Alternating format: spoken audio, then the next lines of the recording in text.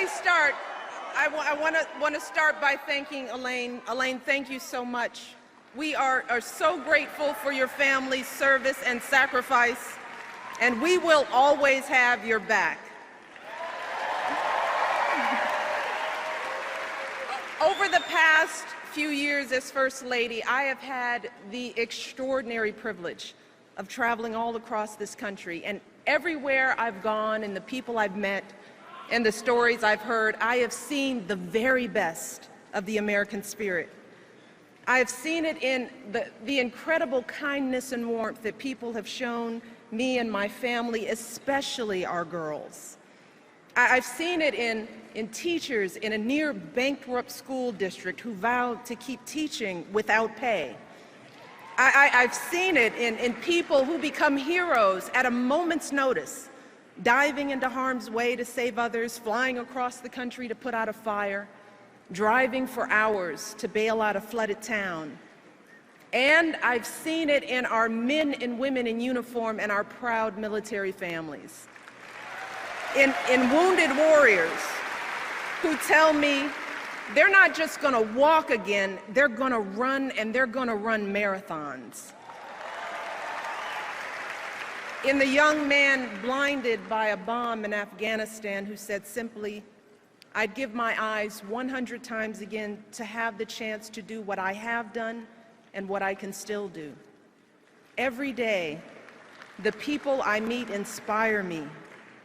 Every day they make me proud. Every day they remind me how blessed we are to live in the greatest nation on earth.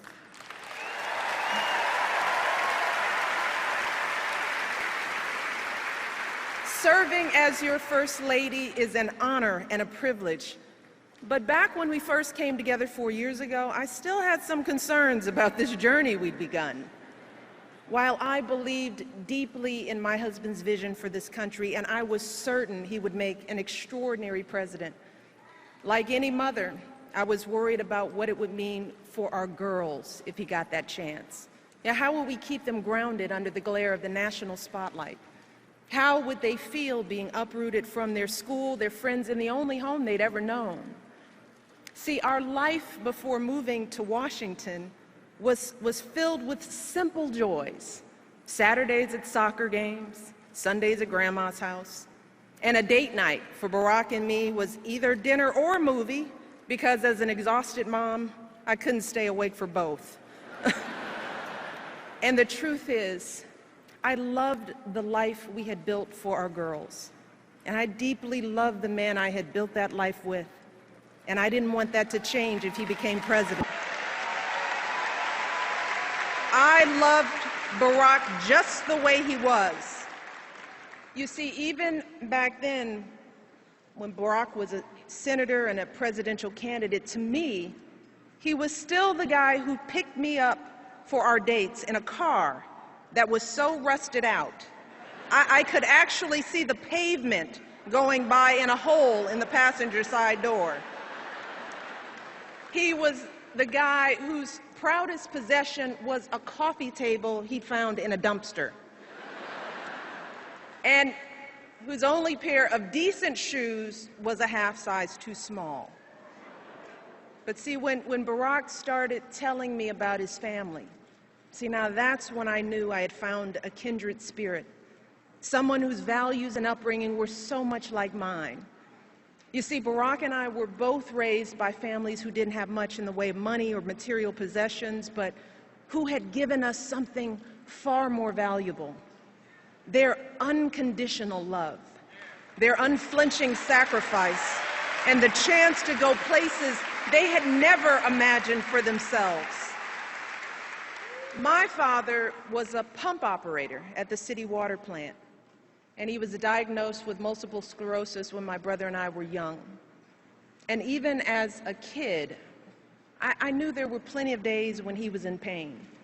And I knew there were plenty of mornings when it was a struggle for him to simply get out of bed. But every morning, I watched my father wake up with a smile, grab his walker, prop himself up against the bathroom sink, and slowly shave and button his uniform. And when he returned home after a long day's work, my brother and I would stand at the top of the stairs of our little apartment, patiently waiting to greet him, watching as he reached down to lift one leg and then the other to slowly climb his way into our arms. But despite these challenges, my dad hardly ever missed a day of work. He and my mom were determined to give me and my brother the kind of education they could only dream of. And when my brother and I finally made it to college, nearly all of our tuition came from student loans and grants, but my dad still had to pay a tiny portion of that tuition himself. And every semester he was determined to pay that bill right on time, even taking out loans when he fell short. He was so proud to be sending his kids to college, and he made sure we never missed a registration deadline because his check was late. You see, for my dad, that's what it meant to be a man. Like so many of us. That was the measure of his success in life, being able to earn a decent living that allowed him to support his family. And as I got to know Barack, I realized that even though he had grown up all the way across the country, he'd been brought up just like me. Barack was raised by a single mom who struggled to pay the bills and by grandparents who stepped in when she needed help. Barack's grandmother started out as a secretary at a community bank, and she moved quickly up the ranks, but like so many women, she hit a glass ceiling. And for years, men no more qualified than she was, men she had actually trained, were promoted up the ladder ahead of her, earning more and more money while Barack's family continued to scrape by. But day after day, she kept on waking up at dawn to catch the bus, arriving at work before anyone else, giving her best without complaint or regret. And she would often tell Barack, so long as you kids do well, Bear, that's all that really matters. Like so many American families, our families weren't asking for much. They didn't begrudge anyone else's success or care that others had much more than they did. In fact, they admired it. They simply believed in that fundamental American promise that even if you don't start out with much, if you work hard and do what you're supposed to do, you should be able to build a decent life for yourself and an even better life for your kids and grandkids. That's how they raised us. That's what we learned from their example. We learned about dignity and decency, that how hard you work matters more than how much you make, that helping others means more than just getting ahead yourself. We learned about honesty and integrity, that the truth matters, that you don't take shortcuts or play by your own set of rules. And success doesn't count unless you earn it fair and square. We learned about gratitude and humility, that so many people had a hand in our success, from the teachers who inspired us to the janitors who kept our school clean. And we were taught to value everyone's contribution and treat everyone with respect. Those are the values that Barack and I and so many of you are trying to pass on to our own children. That's who we are. And standing before you 4 years ago, I knew that I didn't want any of that to change if Barack became president. Well, today, after so many struggles and triumphs and moments that have tested my husband in ways I never could have imagined, I have seen firsthand that being president doesn't change who you are. No, it reveals who you are.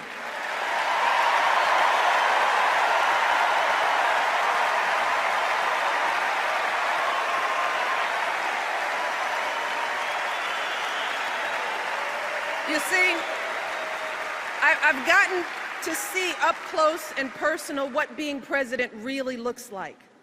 And I've seen how the issues that come across a president's desk are always the hard ones.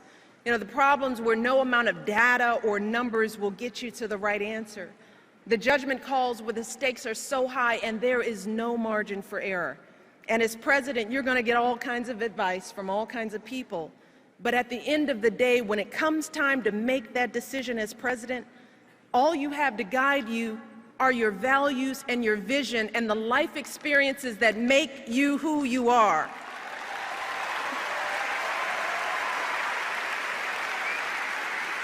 So when it comes to rebuilding our economy, Barack is thinking about folks like my dad and like his grandmother. He's thinking about the pride that comes from a hard day's work. That's why he signed the Lilly Ledbetter Fair Pay Act, to help women get equal pay for equal work. That's why he cut taxes for working families and small businesses and fought to get the auto industry back on its feet. That's how he brought our economy from the brink of collapse to creating jobs again, jobs you can raise a family on, good jobs, right here in the United States of America.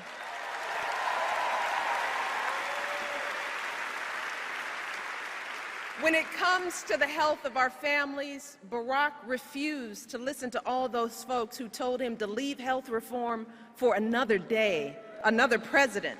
He didn't care whether it was the easy thing to do politically. No, that's not how he was raised. He cared that it was the right thing to do.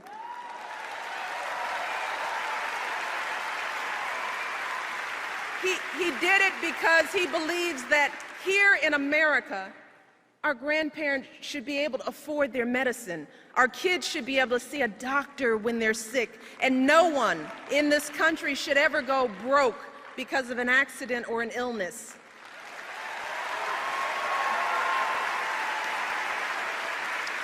And he believes that women are more than capable of making our own choices about our bodies and our health care.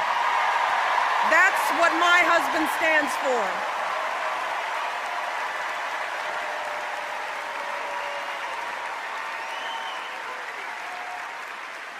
When it comes to giving our kids the education they deserve, Barack knows that, like me and like so many of you, he never could have attended college without financial aid. And believe it or not, when we were first married, our combined monthly student loan bill was actually higher than our mortgage. Yeah, we were so young, so in love, and so in debt. And that's why Barack has fought so hard to increase student aid and keep interest rates down, because he wants every young person to fulfill their promise and be able to attend college without a mountain of debt. So in the end, for Barack, these issues aren't political. They're personal, because Barack knows what it means when a family struggles. He knows what it means to want something more for your kids and grandkids. Barack knows the American dream because he's lived it. And he wants everyone in this country, everyone, to have the same opportunity, no matter who we are or where we're from or what we look like or who we love.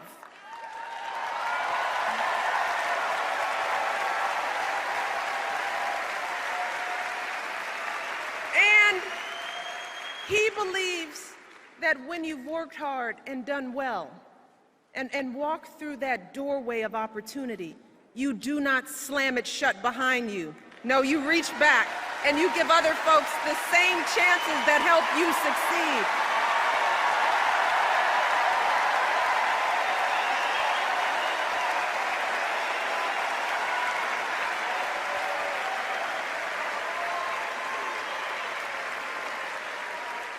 So when people ask me whether being in the White House has changed my husband, I can honestly say that when it comes to his character and his convictions and his heart, Barack Obama is still the same man I fell in love with all those years ago. Yeah. He's the same man who started his career by turning down high-paying jobs and instead working in struggling neighborhoods where a steel plant had shut down, fighting to rebuild those communities and get folks back to work.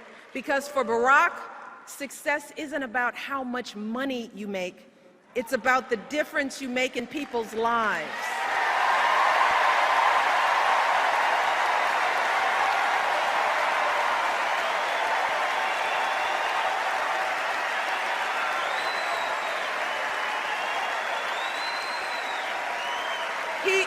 He's the same man.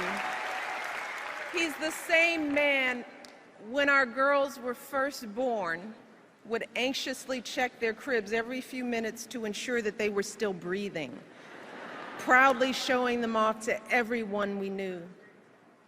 You see, that's the man who sits down with me and our girls for dinner nearly every night, patiently answering questions about issues in the news, strategizing about middle school friendships.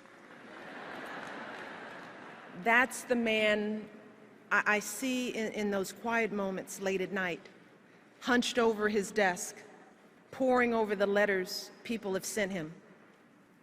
The letter from the father struggling to pay his bills, from the woman dying of cancer whose insurance company won't cover her care, from the young people with so much promise but so few opportunities. And I see the concern in his eyes. And I hear the determination in his voice as he tells me, "You won't believe what these folks are going through, Michelle. It's not right. We've got to keep working to fix this. We've got so much more to do."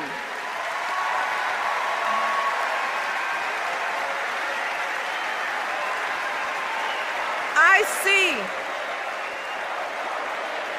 see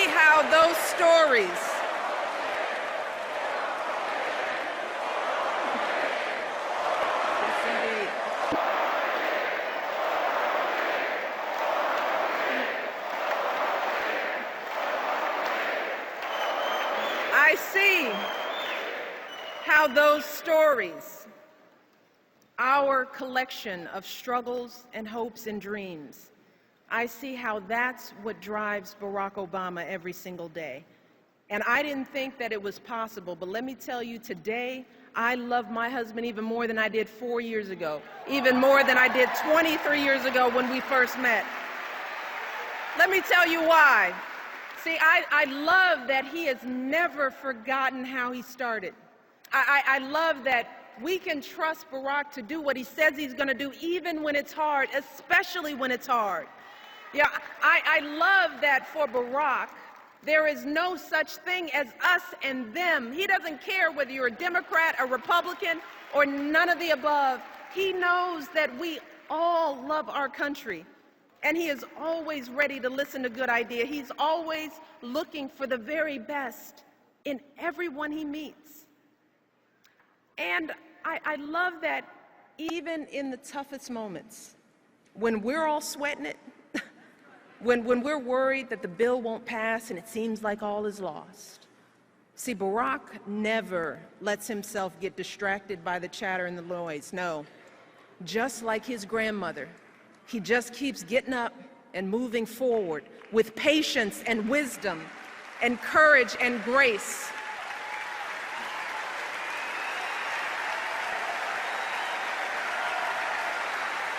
And he reminds me that we are playing a long game here, and that change is hard, and change is slow, and it never happens all at once, but eventually we get there. We always do.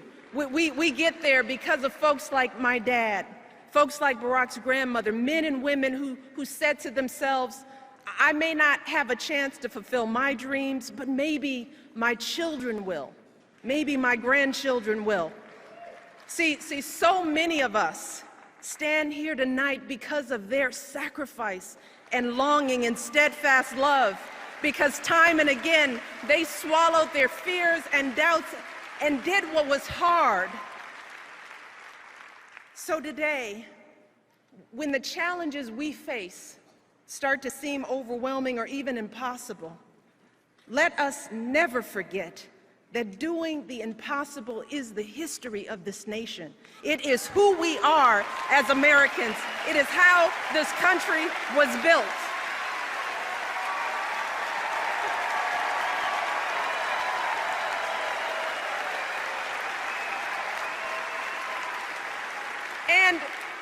And if our parents and grandparents could toil and struggle for us, if they could raise beams of steel to the sky, send a man to the moon, connect the world with a touch of a button, then surely we can keep on sacrificing and building for our own kids and grandkids, right? And if so many brave men and women could wear our country's uniform and sacrifice their lives for our most fundamental rights, then surely we can do our part as citizens of this great democracy to exercise those rights. Surely we can get to the polls on Election Day and make our voices heard.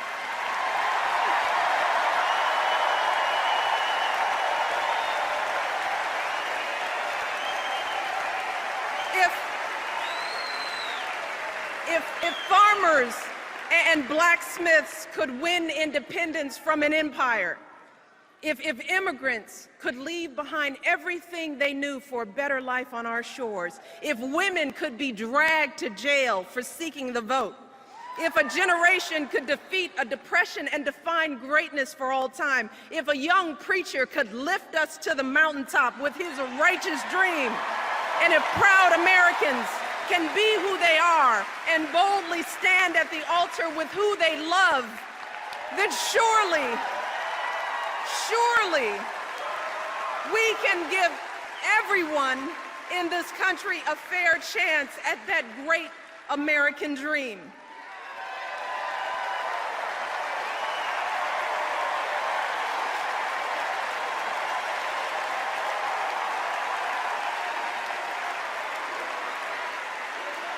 Because in the end, more than anything else, that is the story of this country. The story of unwavering hope grounded in unyielding struggle. That is what has made my story and Barack's story and so many other American stories possible. And let me tell you something, I say all of this tonight, not just as First Lady, no, not just as a wife. You see, at the end of the day, my most important title is still Mom-in-Chief.